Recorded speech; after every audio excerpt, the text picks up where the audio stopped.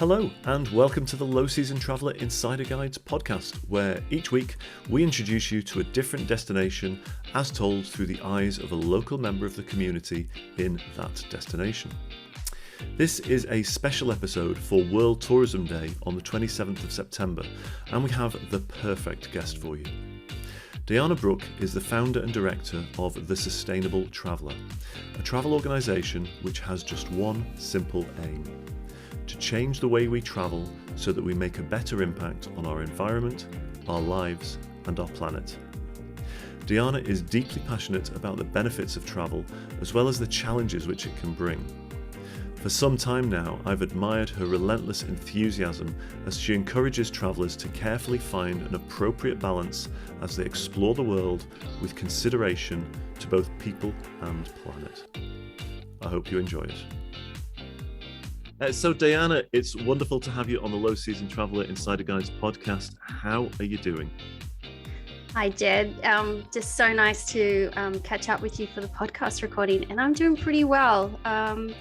Everything seems to be pretty busy. I'm here in Sydney. It's in lockdown still, so just juggling work and study commitments and homeschooling. So yeah, days are going by very quickly. Fair play. Yes, I keep forgetting that you guys are still in lockdown in Sydney.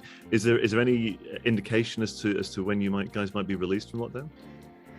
To be honest, I mean, the news we do get daily news updates. I actually stopped watching them a couple of weeks ago, and that really helped, because watching them every day and just seeing those figures and all those sorts of statistics just wasn't very, very helpful.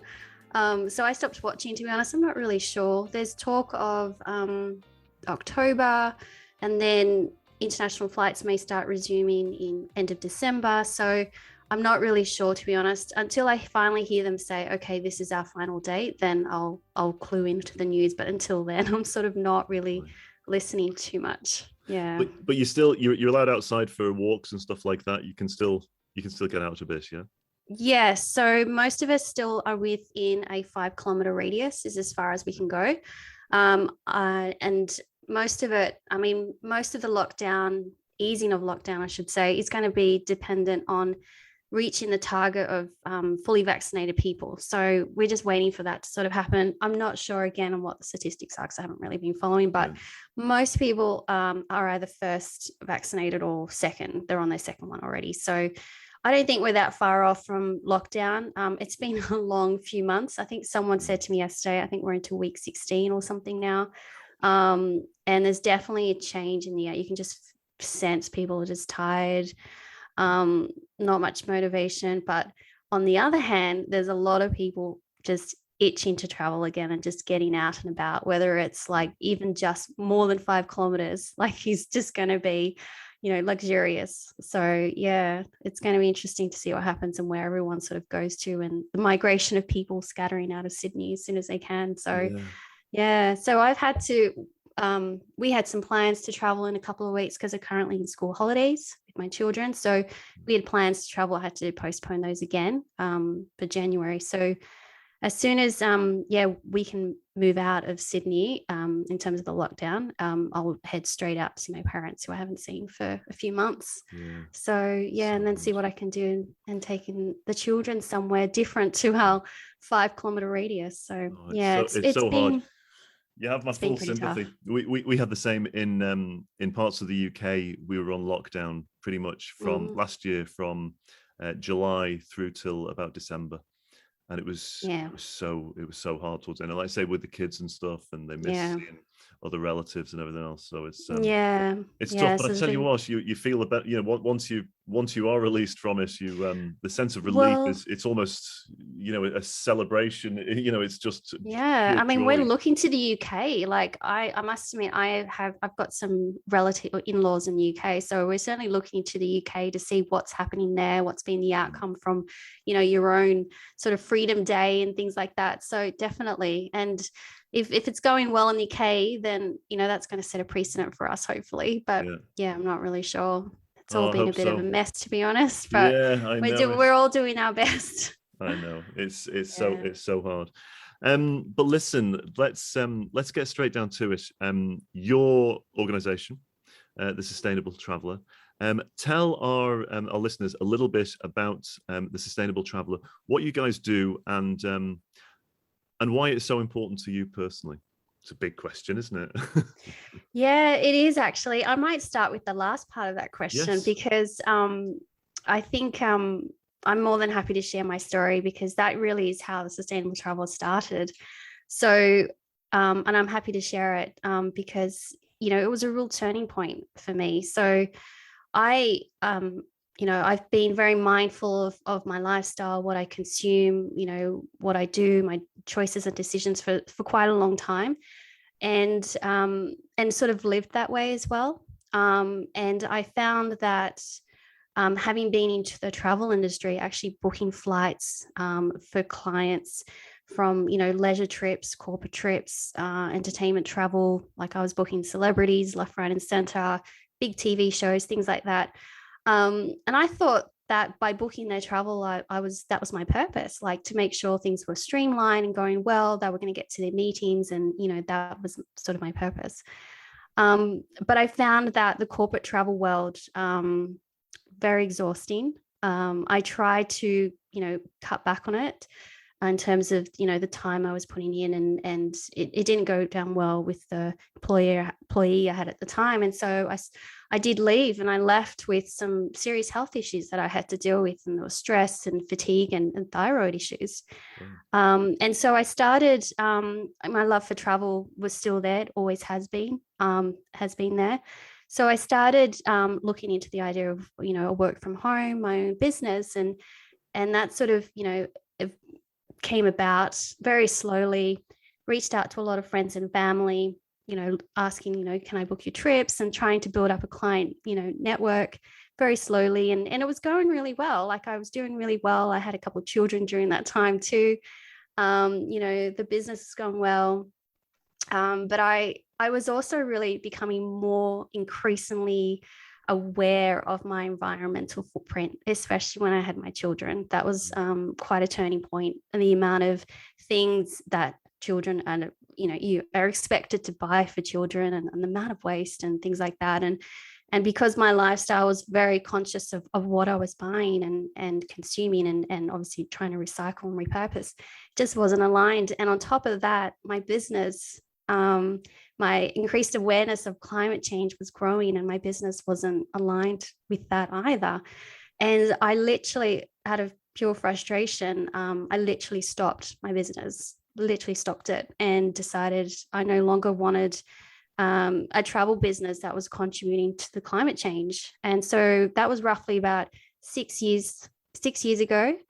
And then probably it was about a year later that I finally had the courage and confidence to set up the Sustainable Traveller, and actively be, a spokesperson for the environment and for the pillars of sustainable travel, with the travel industry, inside the travel industry, as well as with travelers themselves. And that's sort of what I've been doing for the last 5 years, and definitely growing more with confidence to speak more openly about the impacts, the negative and positive impacts of travel, because we shouldn't just always look at the negatives. There's certainly so many amazing positive impacts that we can do with travel and tourism, towards sustainability, towards reducing greenhouse gases and climate change, but also to benefit, all the amazing communities out there, the amazing cultures and heritage. And there's just so many, facets of sustainability that we can incorporate in travel and tourism. So that is really what I'm super passionate about. I'm so grateful every day that I'm able to align my, views and beliefs and passion, again, I'll say, in my line of work. And I may have been doing this for 5 years, but every day is still a learning curve. Like I'm still learning something new to do, something new to advocate for. And it gets me out of bed every day, and I'm really, really fortunate to have that, because I know a lot of people do struggle to find what we talk about, the purpose in life and those sorts of things. And like I said, I'm really fortunate to have that. And everything I do, I'm inspired by my children to create a better future for them, create and hopefully ensure the planet, remains in this amazing, beautiful way that we've been able to enjoy it in our childhood, and they get to enjoy it as they grow up. So I certainly share everything I do with them. I'm inspired by them as well to keep doing this. And I tell them that they're now 9 and my eldest is going to be 11 soon. Wow. So they're very mindful themselves about, the environment around them, animals, nature, ecosystems, like you name it. They know so much and they inspire me to keep going. And that's what drives me, to keep doing this. And I still feel like I haven't even like scratched the surface of what really I need to do. And do you want me to keep going? I feel like this is what happens when people ask me about what I do. I just keep talking. But no, this is wonderful. This is what we want to sort of hear about, because I think, yeah. I mean, it's fascinating for me as well, because again, for our organization, it was my daughters, really, because it's for the next generation. Mm-hmm. And you start to, as you know yourself, when you have kids, you do start to think more about not actually my own future, but more about their future and their kids' Exactly. future. And it starts to sharpen your focus. And for me, having been in the travel industry as well, I started to feel acute guilt, actually. Having been in the travel industry all my life and seen, for me, I was always slightly more focused on over tourism, just because there's so much over tourism in Europe, and you saw the destructive effects of over tourism. And it was just like, it just didn't sit right that I'm contributing to that. And it's like, and it's unchecked growth as well. And it's like, this feels very, very wrong. Exactly. And that was really hard, because like you, I'm passionate about travel. I love travel, and I believe that everybody should be able to travel, including my daughters. And I want them to see the world and to travel and experience new cultures. But there has to be a better way, and a more, like you said, more sustainable way, I guess. Exactly. Yeah. I mean, you touched on a lot of things. Like my first experiences of, traveling and culture was from my family trips. Like my parents are from Chile. I was born in Australia, and I was so fortunate to be taken to Chile a few times. But my earliest memories was about 8 or 9 years old. And, seeing my grandparents and all my, extended family, because I've got a lot of aunties and uncles and cousins in Chile, and just seeing how they lived and, just sitting around the dinner table and having conversations, which I couldn't understand much, but I just, I could sense so much love and enjoyment. And those are the experiences like, I want my children to have as well, because it really does shape you. You may not realize it at the time, but you definitely realize it as you get older. How much your experiences as a child, especially with cultural experiences, really shape you and your views and your beliefs. And it's profound. Like I don't think we definitely take it for granted that we can travel. It's very much a privilege, honestly, that we can.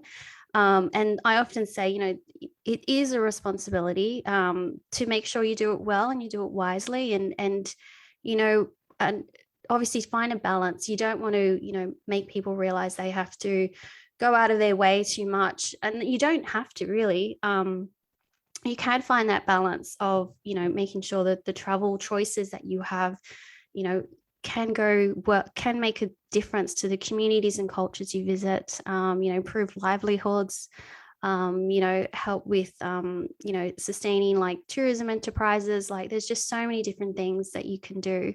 And obviously, most people think about when they hear about sustainable travel is the environmental aspects. Obviously, conservation, is really important. And we need to ensure we are protecting, nature. And I recently came up with, the fact that travel and tourism is destroying nature, which is the very thing that, we are advocating for within the industry for travelers to go see. So we must do what we can to protect as much of nature and communities and cultures as much as we can. And we're all in, we all live on this planet together. We're all in this together. And unfortunately, climate change is real. It's happening. And there are ways in which we can mitigate, quite a bit of carbon emissions from the way we travel and how we travel. Absolutely. And when we talk about traveling sustainably, obviously, a key part of this is educating travelers, to travel more responsibly, and that there are options for traveling more responsibly and sustainably. Do you believe that? Do you believe that the travel industry, generally speaking, there's a lot of big players in the world of travel. Do you believe that they do enough?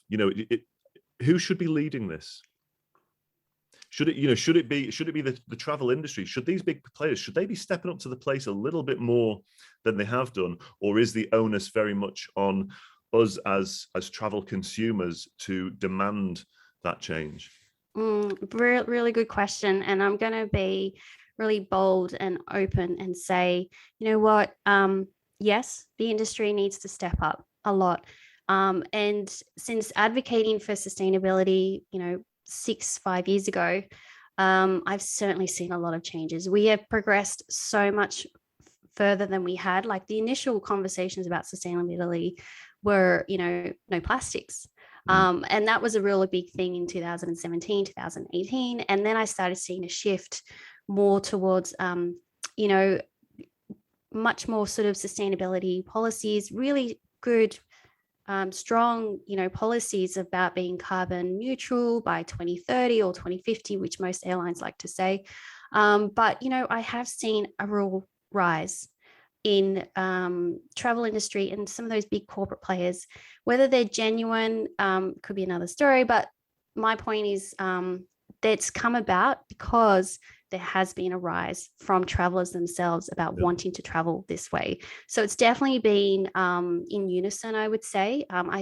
These corporations are responding off consumers, demands basically now. More than ever. And with COVID, I really feel that travelers are much more aware of their environmental, impact and footprint, and not just environmental, but also health and well-being, which is really important as well. And, making sure that they have, they can contribute to so many communities that, we've become more aware of that are reliant on tourism. So there's definitely been a shift. There's definitely a lot more that can be done within the industry. And that's something that I'm looking to do more of with my connections and my experience as being a travel advisor for almost 20 years. And how I can, help share that knowledge that I have within the industry itself, so we can bring the industry, forward in terms of advocating for sustainability and get them on this page, on these sort of shared views and values, because consumers are wanting this. This is what they want now. And as a consumer myself, I mean, I've been on this path for many years, but again, I've seen the rise from consumers, even like moving towards more plant-based meals. Like that's quite an exciting movement as well. It's growing. There's been definitely an increase, and I can only hope it keeps growing. Yeah, I hope so. It was interesting actually. We talk about different elements of sustainability, and one of the I guess one of the sort of the vectors that we look at is single-use plastics. Is, let's say, it's been around for a while, and people are starting to look at that now. I was at an event recently, which was a hotel investment event, so all the big hoteliers were there. And, it was really interesting for me on a couple of reasons. One is that this is a 2-day event, and usually the sustainability part is one session right at the very end every year. This an afterthought. Better put it in. This year, it was the common theme. Through every single session, there was talk about sustainability and the environment through every single session, which I thought was really interesting. But then on the side of that, it was in a hotel. I'm not going to mention the hotel or even the event, and it doesn't matter, relatively speaking. But first of all, in the room every day, the reusable plastic bottles, which you sort of see something. They're all there. Everybody in the audience drinking out of the plastic bottles. You're like, you're so close. You almost got it. But it's I know. It's so frustrating. Very frustrating. I think it's just, it's not, I don't think it's, it's not deliberate. It's not, I don't sort of accuse, you should be doing it. It's like, hey, you just need to actually stop and think. And it was the same in the bathrooms in that particular hotel. It was all single use, these tiny, it drives me absolutely crazy. I know. It's so unfortunately, easy. I know it's unfortunately, that is what consumers see. And so they get a bit skeptical when they hear of a hotel with some, sustainability policy, because when they actually go visit, when they go stay, they still see all this single use, plastic items. So unfortunately, that definitely still needs to, be looked at. It requires a holistic approach. Honestly, it needs to be viewed at from so many different angles to really make it work. And there's still a lot of confusion about what sustainability actually means to the industry, to travel and tourism, for travelers themselves.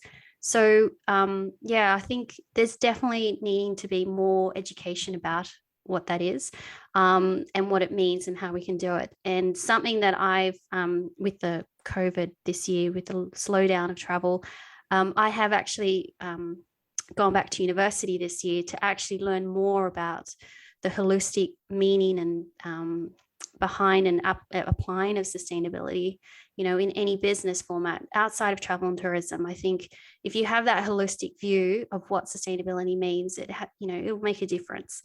And that's what I try and do with everything I've learned over these few years, is share that knowledge with, whoever's listening, which I'm always grateful for. Everyone's, support, the support from everybody is what's kept me going, to be honest, because most times I feel so frustrated and so just overwhelmed with the amount of things that I feel like that needs to be done and corrected. And so knowing that I have an amazing supporting network of people and colleagues and friends and family, it's really kept me going. But yeah, I endeavor to always try and share knowledge, make things simple as well, actionable, so everyone can, feel like they can do something. I always say something is better than nothing. And we honestly can. We honestly can. It's not as difficult as people think. And once you can connect yourself with the purpose of sustainability, to sustain life for now, but for future generations, you start to realize, you can make a difference with choices and decisions, especially when it comes to travel as well. I must say, I was going to say, actually, you are incredibly you're incredibly generous, actually, with the way in which you share the knowledge that you gain on LinkedIn. I would encourage any of our listeners out there to follow Dayana on LinkedIn as well. But you're one of a handful of people on LinkedIn that I follow, where I feel like I'm learning as so when I sort of see your posts, and there's a few other people as well who are brilliant and really vocal. But it's just to help you to be aware. Sometimes it might be something that's like, gosh, I actually hadn't thought of that, and then it makes me question my own practice, because I was saying it to my daughters last night. Nobody's perfect at this. Nobody's perfect. Nobody gets to take the higher ground when it comes to the environment. We're all culpable, and we can all do better. No matter how perfect we are, you can always do better. And that's actually, in a way, it's a kind of a reassuring leveler as well. We can all do better. There's nobody, let's say, there's nobody that's the best at this. No, and I certainly will put my hand up and say I'm not perfect. No, I'm constantly learning. It's It's sustainability is an evolving, adapting, method of thinking and doing, definitely. And just quickly going back, thank you so much for always, for your support as well. It's really appreciated. Look, I try and share everything I do. It's not about being perfect. It's just about trying to do something, and that's what we can hopefully achieve and share that. I mean, if we can do that ourselves, it's amazing how much, one thing. I remember something as simple as one of the first things I did in my business, really easy to do, was I literally stopped printing itineraries. So this was about 5 years ago. No itineraries, none of those plastic travel wallets.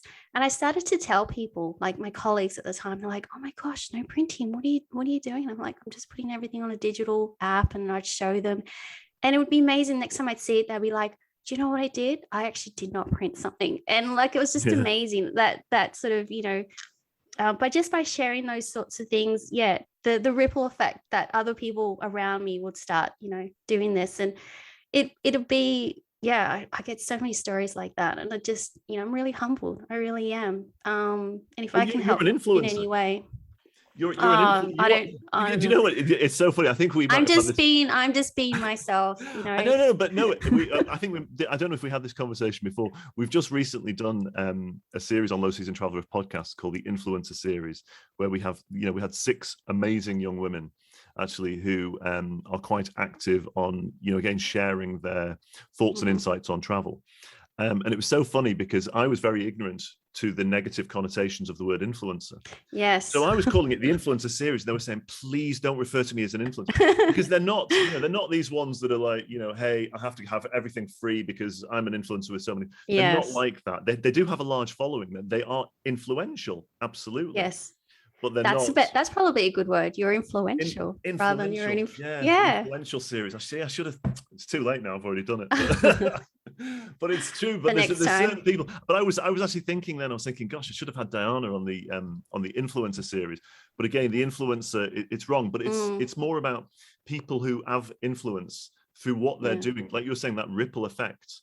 And it was funny. I was away last week, and I was just sat thinking, as you do, by a swimming pool. And I was just tapping my big toe in the corner and just watching the ripples go. And I was like, you see, it may have just been a very small toe that was tapping, but the ripples went across the whole swimming pool. And I was thinking, that is kind of a metaphor for, for what you're doing and for what others are doing. It's that those small ripples, and it has a positive influence. And sometimes, you're not aware of it. Just very quickly, this was very interesting to me. I was working for another company a few years back, and we did an awful lot of stuff on LinkedIn. It was an event company, actually. And we did stuff on LinkedIn. And what was really interesting is we would speak to people at the event who had never liked or commented on any of our stuff on LinkedIn. But here's what's interesting. The amount of people at the event that were saying, my God, read avidly all of the posts on LinkedIn. I loved your article about such and such. And you're just thinking, actually, it doesn't matter how many likes you have or comments necessarily on your post. No matter what, your posts are having more influence than you can possibly realize, because there are some people who are happy to leave a footprint digitally, that they've seen and they appreciate your article. And there are others who are a little bit more passive, and they just like to take it all in and not leave any kind of mark behind them. So I think the ripples that you're spreading probably go further than even you realize, actually, Dan. Yes, that's scary, but also humbling. Yeah, absolutely. I don't see. I mean, look, I do, whenever I do share something online, I'm very, very mindful of people's time. Because there's so much going on, and we're all scrolling through various social media platforms, so I always make sure it's worthy of their time. They're going to get something out of it, I hope, anyway. And that's what kind of dictates really what I share. If I can inspire or make someone connect the dots themselves, like that's amazing. But sometimes I probably spent maybe a bit too long creating some posts sometimes. I wish I was a little bit more like Seth Godin. I think he just writes a few paragraphs every day, sends it out, whoever likes it, whatever, doesn't worry too much. But I am mindful of what other people, take from it, what other people think as well. I do have, imposter syndrome a lot. I'm very conscious. I'm like, we all do to some degree. Yeah. That's like, why me? Why? But you know what? Like, I often say, why me? Someone else is going to come along. And a few people who've been really, influential in my life in the last few years have just said, what, this is you. This is your path. This is you. Just be yourself. And so, I've had to, build confidence in myself, to believe in myself as well. So we're not perfect. I'm just trying, and I just encourage everyone just to try one thing, if they can, whether they liked it or not. So, if they liked it, great. But, if it's not, try something else. And I always say, that worked. Okay, great. But how can I do it better for next time? And that's probably, a mantra, and how really to minimize the negative, and, increase the positive impact as much as possible, because the choices and decisions we make today will influence the future the planet and how it comes, how it progresses. I mean, yeah, just understanding. I try not to use too much climate change, but it is there. It's happening. I try and bring it back to an individual level as much as I can, rather than put the big picture of what's happening in the world. I try and bring it back to the individual. So I'll just keep trying. Just keep going. I love it. Tell us this. We recently saw the world's first Sustainable Traveller Day. Congratulations on that. Tell our listeners, if they weren't, if they didn't come across it, tell them a little bit about what was that about and how it came about, actually. Again, one of my ambitious ideas that has kind of circulated in my mind for some time. And I decided, you know what, on the 5th birthday of the Sustainable Travel, what better way to commemorate the 5th birthday and to mark that day as a special day. So I created the first ever World Sustainable Traveller Day, which was the 15th of September. I'm hoping it will continue. I'm hoping it grows. It could become a week and a month. That would be my ideal goal, become like a, plastic free July kind of initiative. That would be amazing. And the idea behind it was knowing that, especially here in Australia, with so many people just ready to, and like I said, itching to travel again, it's great, it's exciting, but it also really scares me that we're going to go back to our old ways. And I was really, and that's not something I've sort of verbalized too much, but to most people in my sort of close network, I have said that it does really scare me that we may go back to our old ways if nothing is done about how we travel. And so I created the Sustainable Traveller Day to raise awareness of sustainability, of our impacts, of our, how we can make better travel choices and decisions. And I came up with 3 travel styles that people can easily embrace, that will embrace the sustainability principles of economic and social and environmental sustainability.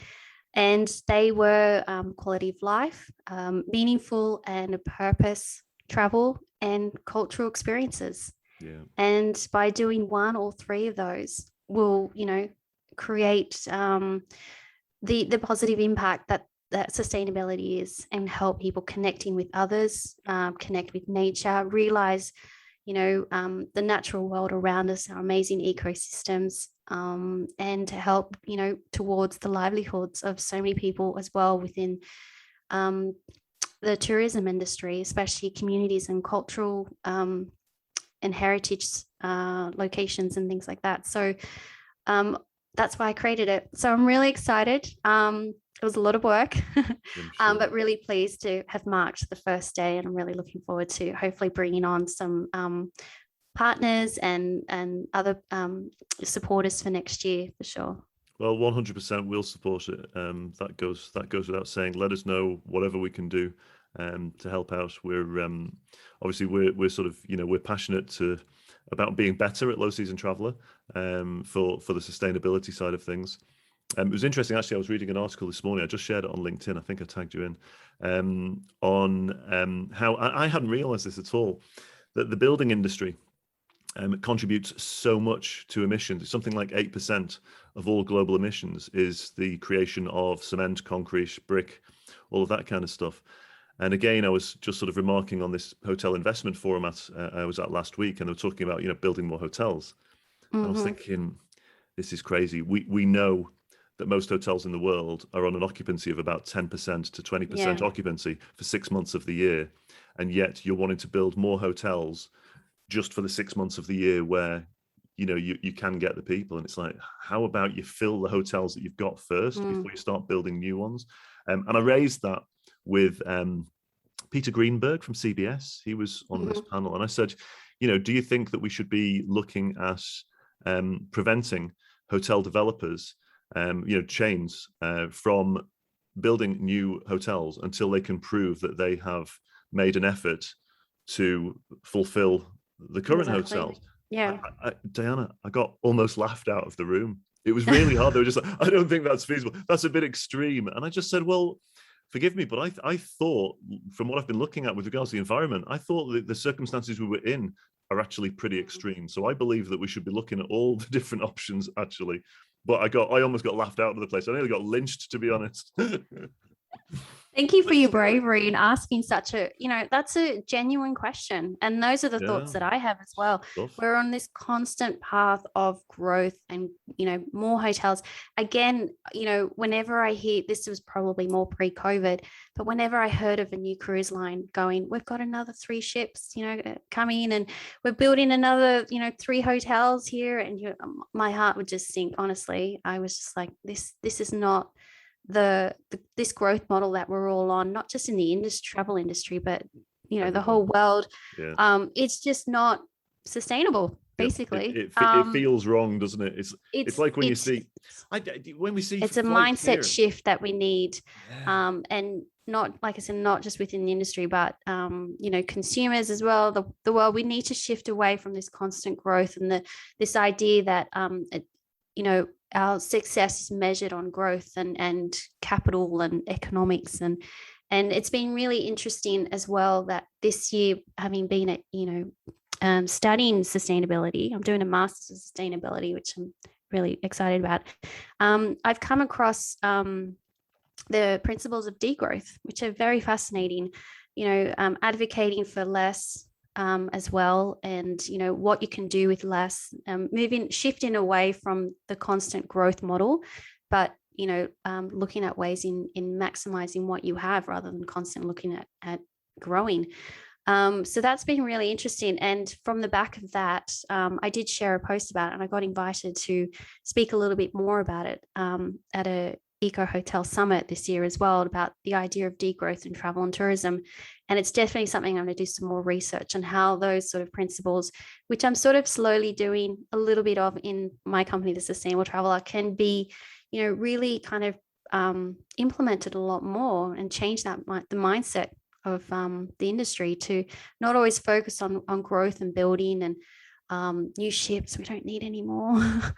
So, and yeah, I mean, like, I do have some strong views on certain things. And I'm happy to say, I just cannot support any sort of cruise ships or anything like that to Antarctica. I just think we really should just, consider what if the purpose of bringing a ship with just a small handful of people is going to serve a bigger purpose, and we really need to consider if that is worth it. I really think that if we can just leave that off the tourism, table, I think would be better. But yeah, just one voice. but it's I think there's a few voices like that. I see this I see this advert on my feed.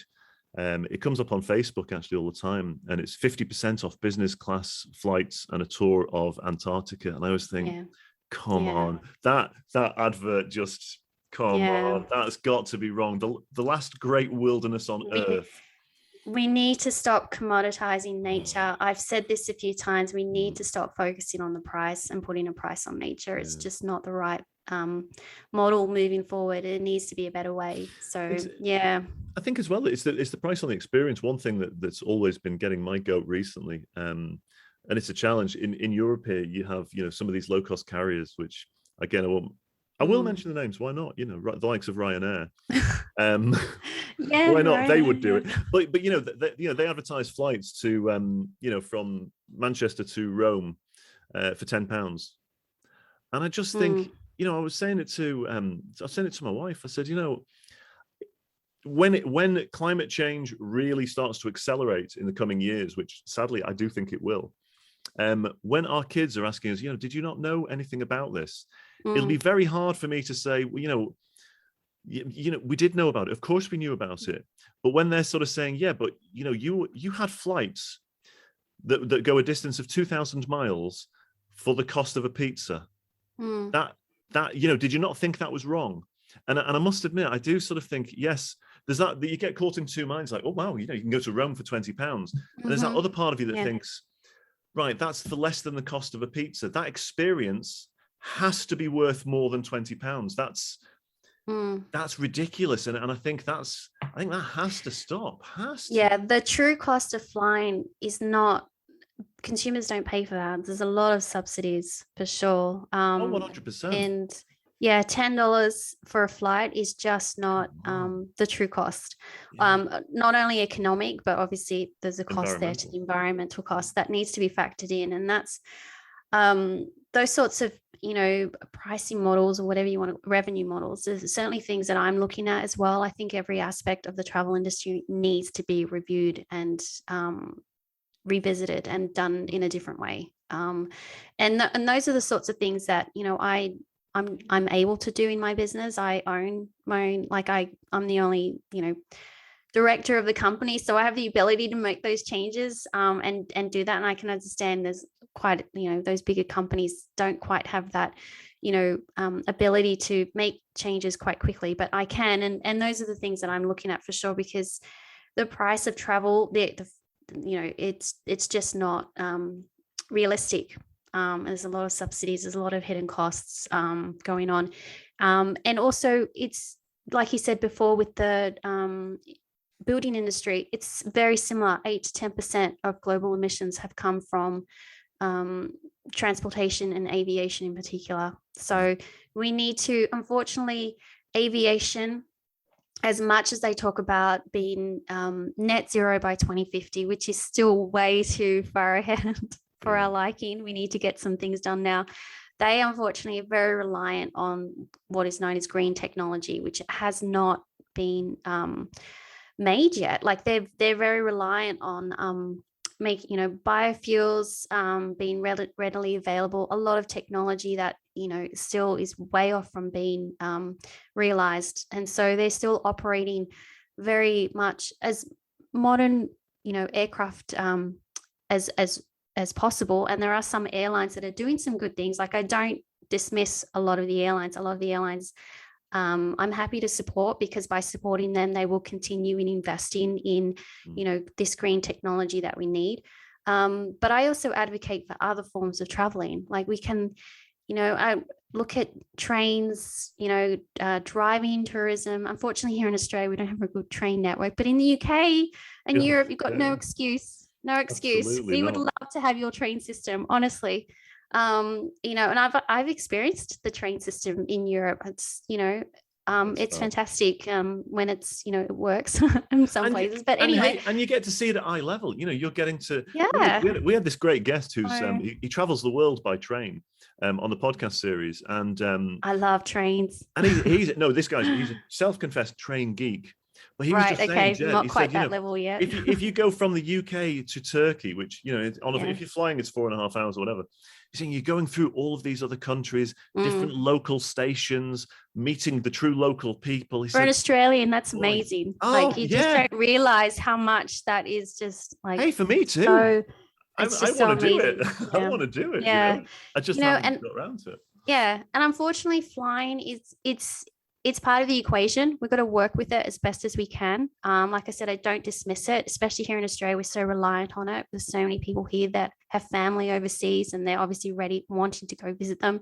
Myself, I've got family in Chile, so you can still do it. Just choose an airline that is really advocating to do the right thing. There's quite a few of them. Unfortunately, there is still a lot of greenwashing, but there is a few, and I'm happy to make a little list and share, but it's part of our life. We got to deal with it. Just try and make the best you can with it. And I don't like to talk too much about carbon offsetting, but that is something you can do. It's not it shouldn't be the one and only, solution to things, but it is an option.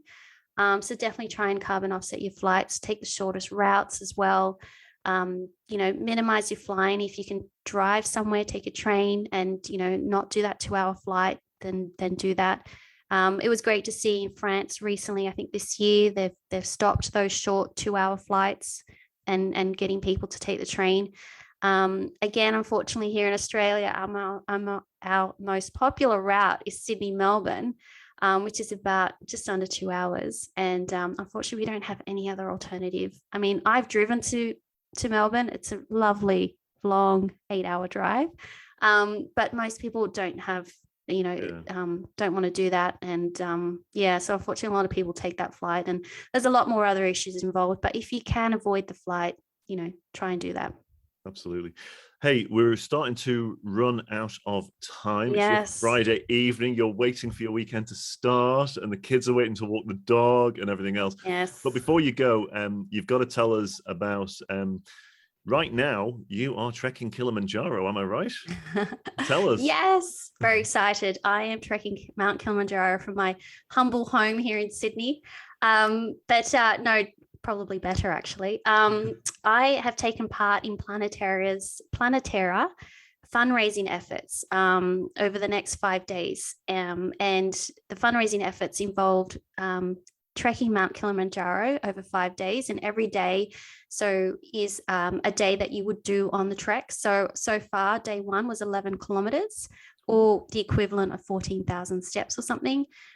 Day two, which I've done today, was 5 kilometers. And then day three, I think, is 10, and then 9, and then 5, I think, something like that. I've written them down in a little note. But yeah, it's all for fundraising for Planetera, who are a not-for-profit organization.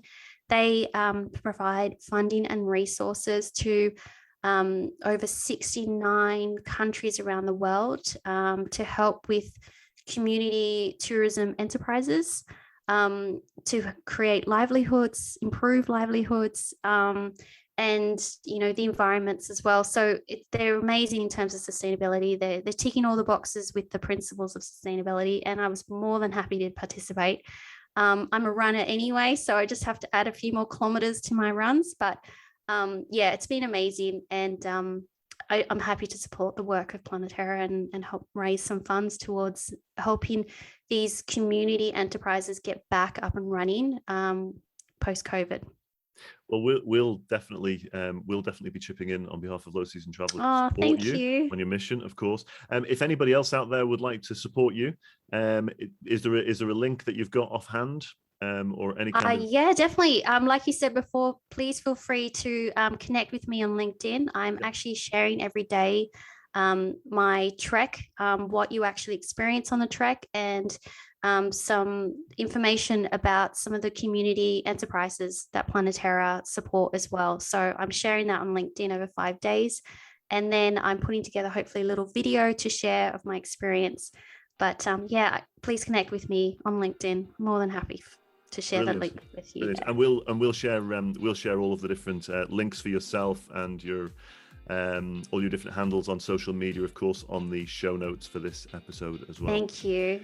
That's us out of time, Dayana. That wasn't so bad, we was could it? keep on going. I know, yes. I know. Oh my gosh, I really enjoyed this. Thank you so much for the opportunity to share some knowledge with your listeners as well on your network. That's really generous. I'm very humbled. So thank you. It's really appreciated, and keep up the good work. And let's do another podcast episode later on in the year. Definitely. I'll invite you to mine. Lovely. No. Yes, please. it's not been announced yet. Still got a lot more work to do on it. But yes, I'd love to reciprocate the offer. Well, listen, thanks a million for your time. Thanks for doing what you do, and thanks for sharing your insights with us. Really appreciate it always, and wish you a wonderful weekend. Thank you. You too. What a pleasure it was having Dayana on our podcast on this very special World Tourism Day today. If you'd like to find out more about Dayana and the work of the Sustainable Traveller, then please do visit the sustainabletraveller.com website.